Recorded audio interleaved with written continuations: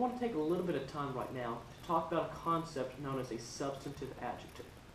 Now, the substantive adjective is not a subcategory of adjective, it's not a specific type of adjective or anything like that. It's simply a way to use an adjective. And when we talk about a substantive adjective, what we're talking about is an adjective that is pretending, basically, to be a noun or possibly a pronoun.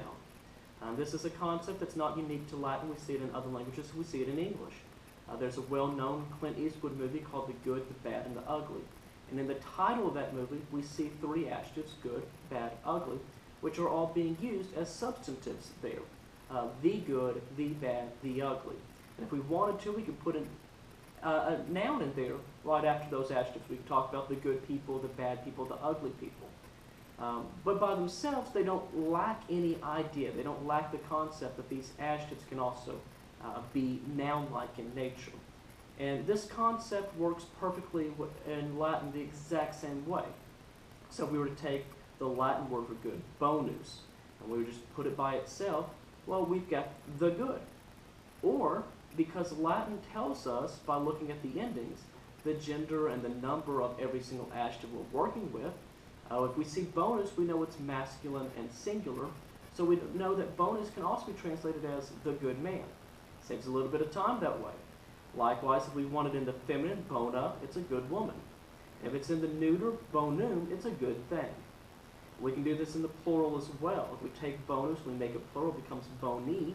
Now we've got that long I ending telling us it's masculine plural, and we can translate that as good men. Or, more generically, we can translate that as good people. Likewise, if it ends with an AE, that feminine plural ending, we can translate that as good women, boni. And then also, if we go ahead and we put that in the neuter plural ending, bona, with an A at the end, we can translate that as good things. And so this is a great little concept that we can use in Latin because it saves a little bit of time writing an extra word. It works great if we're working with Latin poetry because we can start leaving out words and making things fit meter better. But it's also just a good concept because sometimes you don't want to talk about a specific good man, you just want to talk about the idea of a good man. And that's something that can easily be brought about using this type of a word instead of putting an extra word in there, instead of including the word man, we're.